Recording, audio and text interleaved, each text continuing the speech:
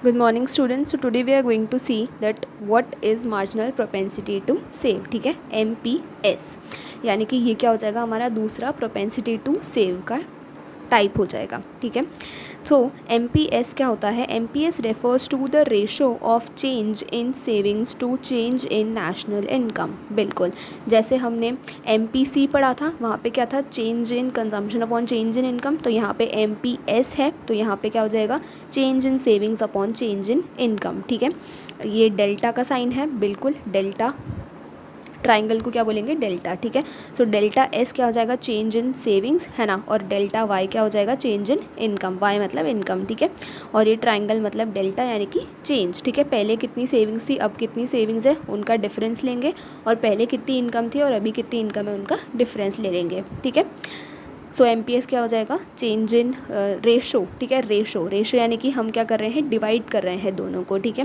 किस किस को, change in savings to change in national income या फिर इनकम. ठीक है, MPS को हम और कैसे लिख सकते हैं कि additional unit of income that is saved. ठीक है, यानी कि इनकम में जितना इंक्रीज़ हुआ. ठीक है, पहले इनकम थी 100, अब कितनी हो गई, 200 हो गई. ठीक है, तो 100 इंक्रीज़ हुआ, है ना. अब उसमें आपने पहले मान लो 10 सेव कर रहे थे और अभी कितना सेव कर रहे हो, 20 सेव कर रहे हो. ठीक है, सो हमने ये इन दोनों को डिवाइड कर देंगे. ठीक है, तो हम क्या बोल सकते हैं कि एडिशनल यूनिट ऑफ इनकम यानी कि जितनी इनकम आपकी बढ़ी उसमें से और आपने और कितना सेव किया. ठीक है, additional unit of income that is saved, वो भी क्या हो जाएगा, MPS हो जाएगा. ठीक है, मार्जिनल प्रोपेंसिटी टू सेव.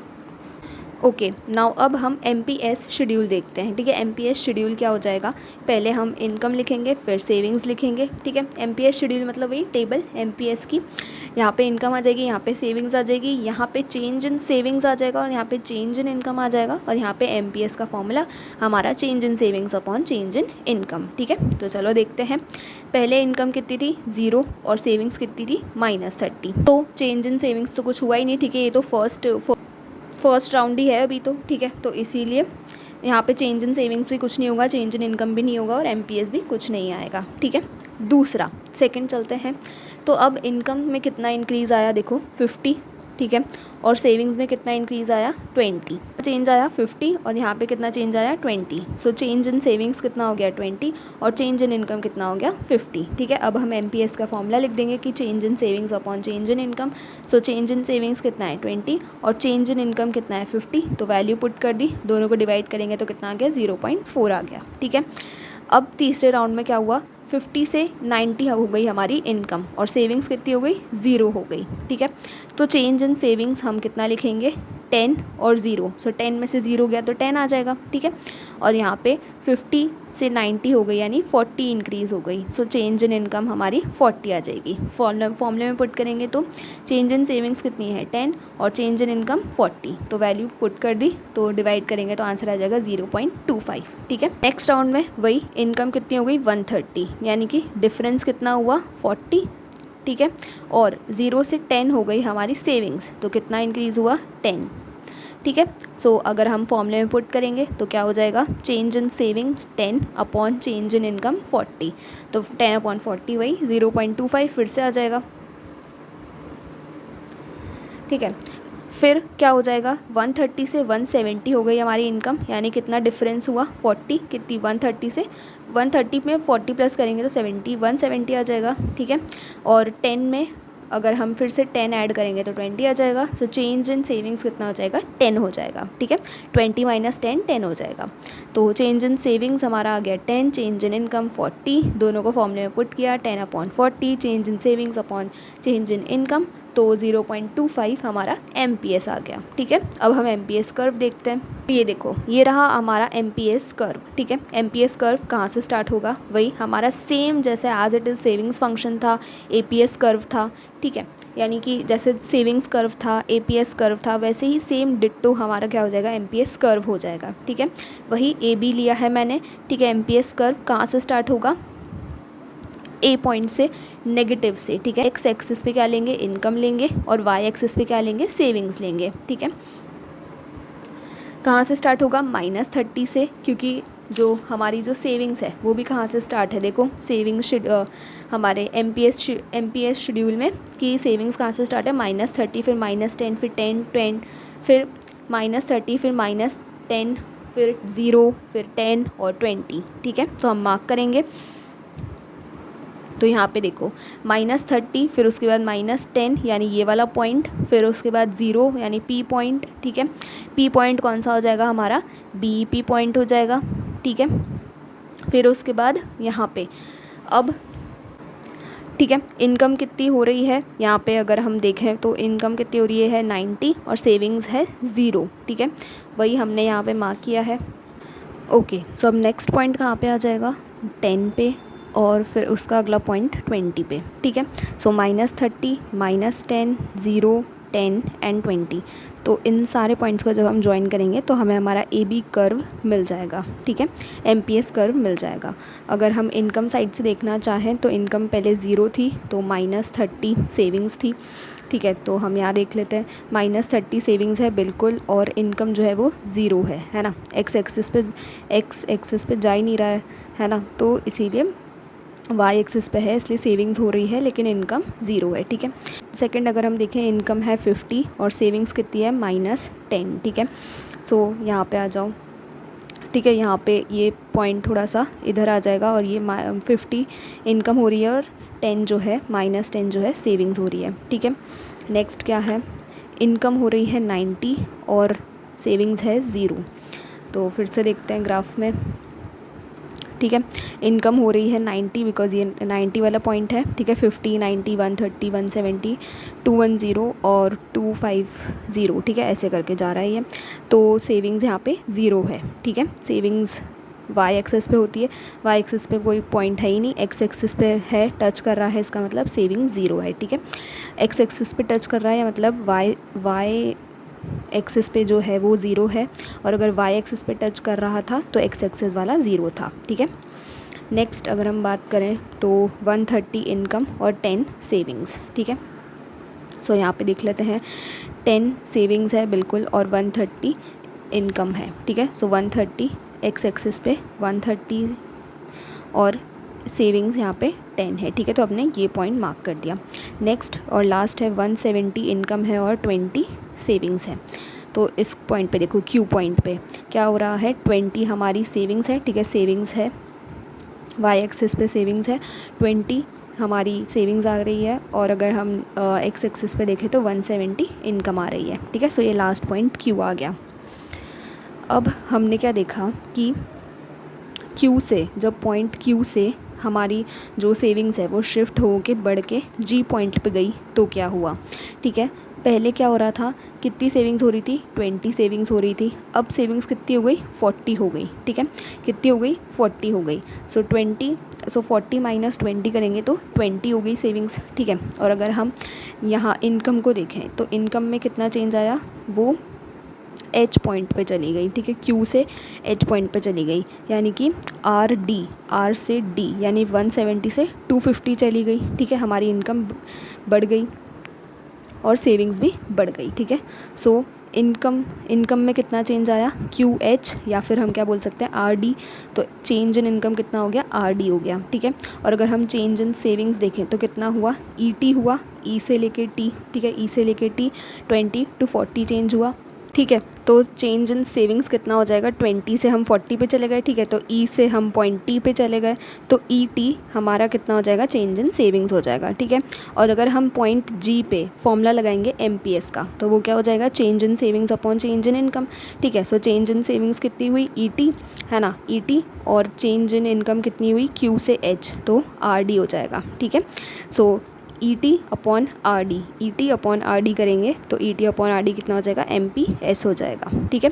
अगर हम ऐसे भी देखें तो कितना हो जाएगा, देखो 40 से 20 हुआ, ठीक है, चेंज हुआ, तो 40 माइनस 20 कितना हो गया। सो अगर हम वैल्यू पुट करें तो 20 अपॉन क्या हो जाएगा, 250 और 250 170। सो 170 से 250 गए, सो 250 माइनस 170 करेंगे तो कितना आ जाएगा, 250 माइनस 170, तो 15 में से 7 गए तो ये 80 हो जाएगा, ठीक है, ठीक है। सो 20 अपॉन 80, 20 अपॉन 80 इसको जब हम सॉल्व करेंगे तो 2 अपॉन 8, 2 1 ज़ा 2, 4 ज़ा 8, सो 1 अपॉन 4, तो वही 0.25 करके कुछ आ जाएगा आंसर, ठीक है, ठीक है। तो अगर हम बोलें कि पॉइंट जी पे क्या होएगा, तो हम बोल सकते हैं कि MPS at point G with respect to point Q, ठीक है। सो पॉइंट क्यू के मुताबिक पॉइंट जी पे MPS कितना है ये हमने बता दिया, ठीक है। सो इस तरीके से आपको जो है MPS कर्व बनाना है।